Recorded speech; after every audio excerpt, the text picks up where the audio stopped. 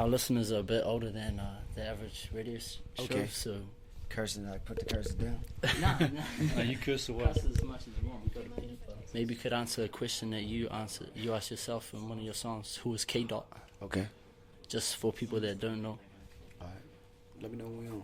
We're on. We good? Yeah, we're good. Yeah, what's going on? It's Kendrick Lamar, K Dot, kid from Compton. Been doing this music for a long time. Always had the passion inside my household. Really just took a knack for it, once I got in my teenage years, man, and I fell in love with it the first time I heard my voice play back in them speakers. And I think my music represents my city. I put that in my city a lot, just to show, kids out there that you can come from this negative place and do something positive with yourself, and I'm living proof of that. How do you feel to have a city like Compton on your back? And I've heard you talk about the negative image that the media portray about your city. How does it feel to hold such responsibility on your shoulders? It's definitely a great, weight of responsibility, but I think I'm built for it just because I know the ins and outs, everything about my character, is me, it's my personality. It ain't nothing to really hide. It ain't nothing that'll come out 10 years or 5 years from now. They'll be like, okay, he's a phony. You won't never get that, and I think, I know for sure my city knows that and they respect that, being that I was born and raised. So at the end of the day, I go through these neighborhoods, and they say, keep telling the message, keep telling our story, and keep putting a twist on it rather than just glorifying it. That gives me, enough hope and enough encouragement to keep doing what I'm doing rather than let the media, portray something that, they think just to sell records. Yeah, for sure. Hey, man, I would like to go through a few of your songs and ask you for an inside idea about some of the lyrics. Cool. So, one of my favorite lines of yours is my life coincidental or just God willing? Yeah. Yeah, explain that. Was that on Section 80? That's on His Pain. Yeah. Was that going to be on Section 80, that song? That was actually going to be on Good Kid, Mad City. That's an amazing song, man. His Pain. Yeah. That was actually going to be on the debut, but I decided to put it on there. So coincidence or fate, free will, or? Yeah. I think it's more fate, than anything. And that was me questioning myself. That's a question we always had when we was kids, figuring things just happen, and you learn to grow as a person, as a man. You recognize that everything has a given reason behind it. A lot of my negative situations led up, to us being in this hotel room right now, doing something positive. And, that's a strong line right there. I'm trying to learn something new. Trying to surround myself with people that inspire me. Yeah. What's it like to have to cut people off that don't inspire you? Man, you got to do it. Yeah, Cut You Off. That's a great song. That's one of my favorite songs still to this day. For real. Just because the concept, is so true, it's so real. And I think once I learned that once I start having positive energy around me, positive things will happen. And that's as simple as that. I was talking to a cat, that's, locked up, one of my partners. And I told him, man, life is simple as that, man. It ain't no crazy, rocket science, type ideas to get where I'm at. Today, as far as doing music, doing something positive, I said, we was all influenced around negative people. You stay with them negative people, and now you in a negative space. Now you thinking positive. Now you feeling a little bit more better about yourself. You feel a little bit more open. You feel a little bit more free. And certain things are starting to happen for you. And that's exactly what that mean, man. That's what that song really represents. Yeah, for sure. Okay, on Let Me Be Me, you say something like, ask too many questions about the stars. Yeah. What are some of your questions about the stars? Damn, what's that line? I gotta hear that line. That's off the Kendrick Lamar Yes, EP. that's the EP. What's the full line of that? So I can see exactly what I said. You're saying that you ask too many questions about a lot of things, and it sounds like you're just wondering what's out there. You ever wonder about what's out there, or are you sure about that, or? Yeah, I want to know that line so bad. I'm trying to think of it. I know what you're talking about though. Yeah, I think that's me being a dreamer. I always wonder, about just life in general. Life after death. In heaven and things like that. You know, I always put that in my music. I'm not afraid to talk about that because I know the listener can relate as well. You know, so I really feed off that, man. It's just me, just a spiritual side, not more of a religion, but just spiritual, if anything. Yeah, because you also said I'd rather live like there is a God than die and find out. It really is. There really is. Yeah. Yeah, that's true. It's very true. I put it to you this way. If I'm sitting here with you and you believe it's you know, it's not a God, you know, and I do, we never really know until we die, right? Straight up. So, who would take the lose? Yeah, if it really is. Straight up. I don't mind. Right. So if I stay on this earth right now and say I have faith, yeah, and then die and it's not a God, yeah, I didn't lose nothing. Yeah, I don't. You know what I'm saying? Yeah, for sure, man. And it's as simple as that. You know, it's simple as that. Like an agnostic instead of an atheist. You know? Right. Right. It could be. Yes, whatever. Yeah. If it's not a God, then that is what it is. But and if it's it harder is, to prove that there's not a God than to prove that there is. You know, really. But if there is and you didn't believe, you lost. That's your bad. Yeah. Okay, I need to ask you something as a lyricist now. Sitting in the studio thinking of which mood would go better right now, freestyle or right now. Yeah. You freestyle that song, or did you do it like more like Wayne, like in there, didn't write it down but made it up as the beat was going? Made up as the beat was going. I did most of my records like that. Really? You know, yeah. From the time I was 17, I really mastered it, and I recorded a lot of songs like that. Wow, a lot. The Heart Part 2. Look Out for Detox. PNP. That's a lot of things. Those are some of the most intense lyrical songs that you have. And I didn't see the thing about it is I don't put it out there anymore because I felt like it started to get trendy that you know rappers didn't write, and I felt like it got corny, you know, things like that. Because when I was doing it, I wanted to be like Jay-Z. I'm gonna be straight up with you. I wanted to be like Jay. I found out Jay-Z didn't write. I'm about to not write too. And I mastered it, you know. But I take the energy from anywhere. I write it on a piece of paper, on a napkin. I come up with it however it comes now to me. I really don't want any restraints or try to confine myself in doing a certain method. You know, whatever feels right today. Last night I spent 12 hours inside a session, came up with shit, writer's block there up in there stressing. Yeah. So 12 hours, you're in there. Who was stressing about writer's block, and how do you deal with writer's block? Do you ever get writer's block? Yeah, all artists get writer's block. The best thing to do is just cut the music off and walk away from it. Come back to it later. Yeah, that's the best advice I can give. You know, for writer's block. You know, you sitting there and constantly trying to beat your head in to pull something up out of you. It's not really natural or organic. You know, my best music comes, you know, something that flows from an idea within the first 2 minutes I hear the beat, or first time I get inspiration to write the concept. You know, I'm already on it. You know, everything is already premeditated. I just got to find the right words to say what I want to say. Totally. And that's how my brain works. So if I get writer's block, I'm walking away from the studio. So don't even touch that beat. If it's been 10 minutes and nothing's coming, get out of there. I've sat on beats. I sat on Sing About Me for a while, you know, till I got the inspiration to write what I want to say and, you know, feel what I wanted to feel. How many beats did Like send you for? He sent me a few. He must be hungry. He was hungry. Yeah, man. It's a few that didn't even make the album. That's so crazy.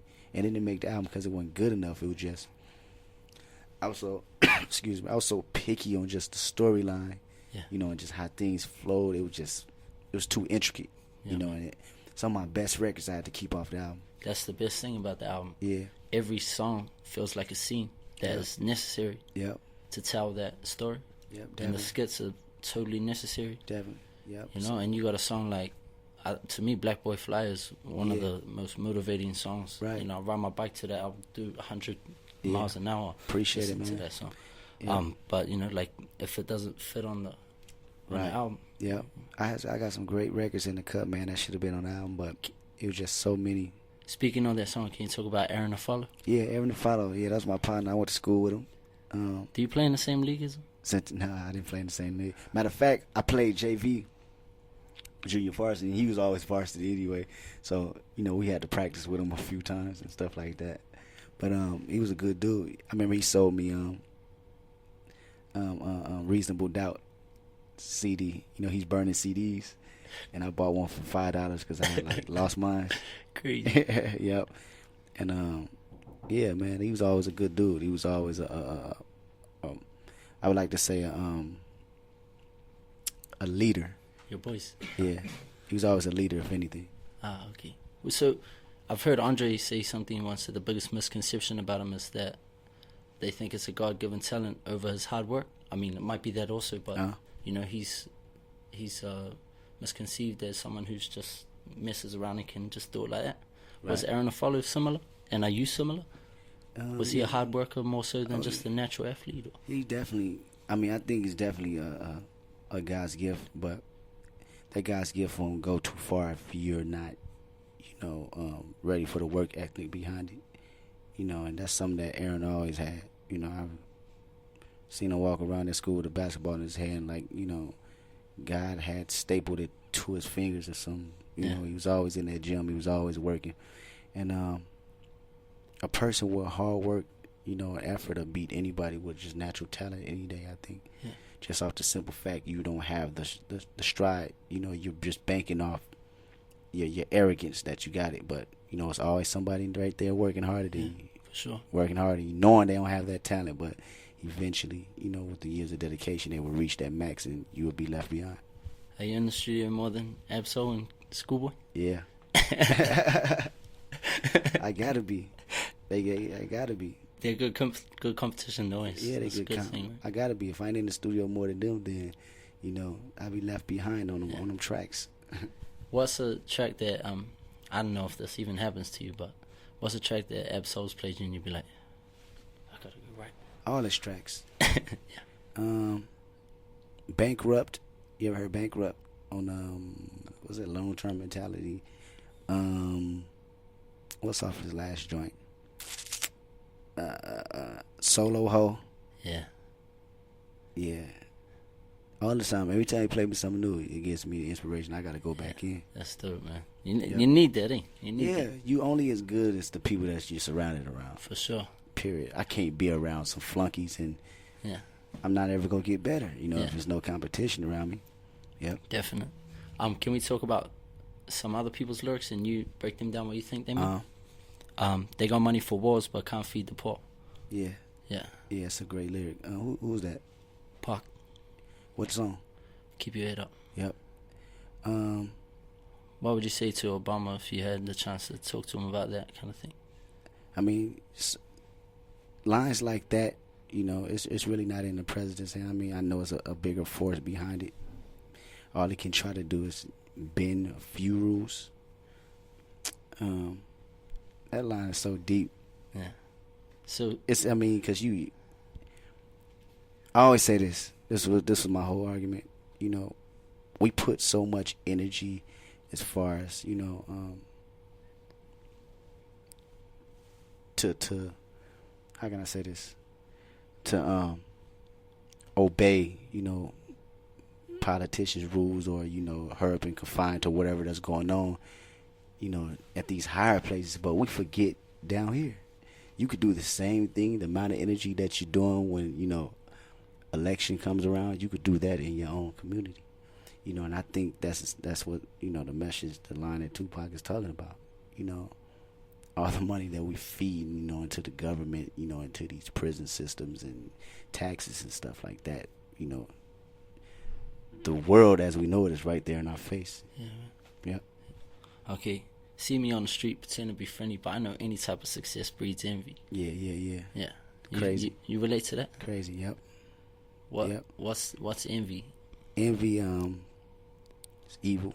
It's negative energy. You can feel it in the air. You can feel it in the room as soon as you walk in.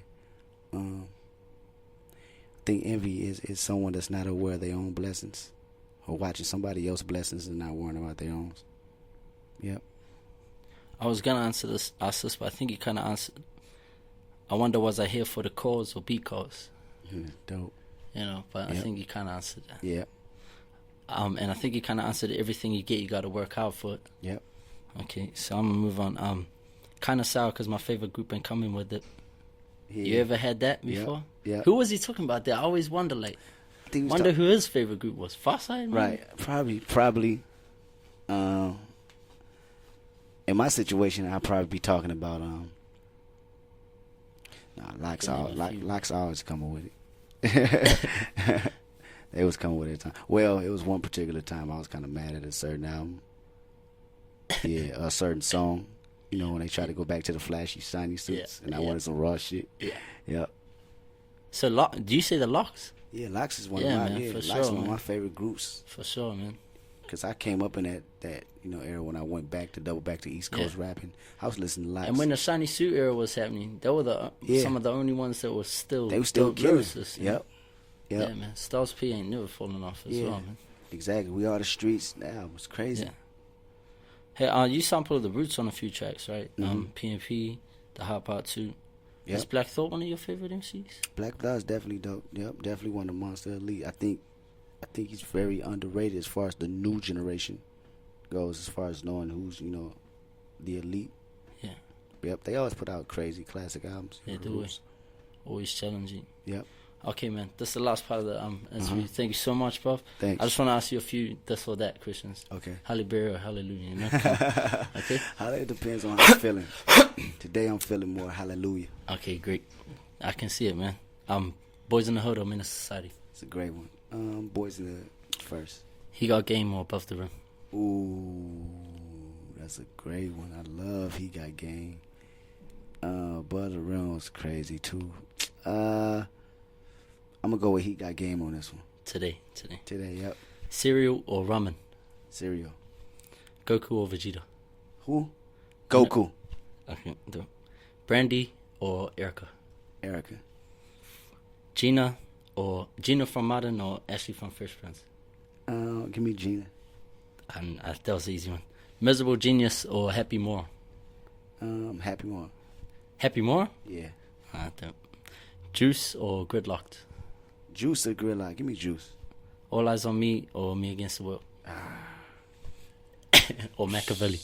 Give me Machiavelli. To me, it's Machiavelli. Give me Machiavelli. It was too raw. Yeah. 7 days. Too raw. The whole Quincy concept. Jones' son on it. Concept. Too raw. That's my favorite personally, man. Daz or Corrupt?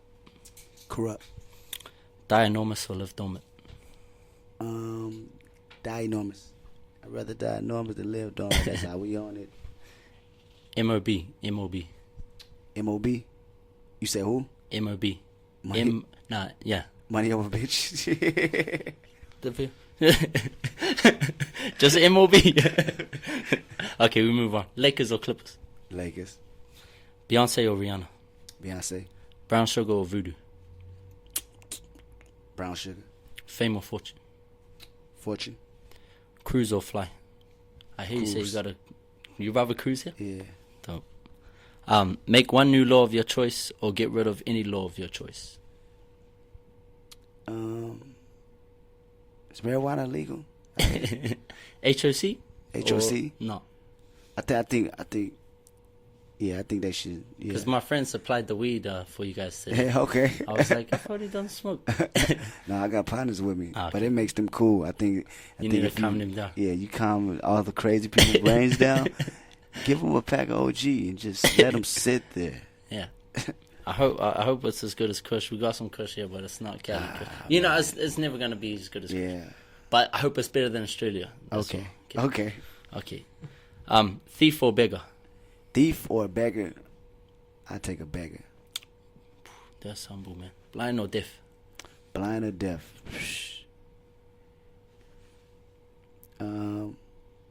Deaf. Flying or teleportation? Flying or teleport? I ain't never teleport. I want to teleport. Let's see what that's about. Okay, dope, man. And if you had 3 wishes, what would they be? 3 wishes. Peace, peace, peace. Dope, bro. Hey, thank you so much, Kendrick. Appreciate it. Appreciate your music, man. Yes, sir.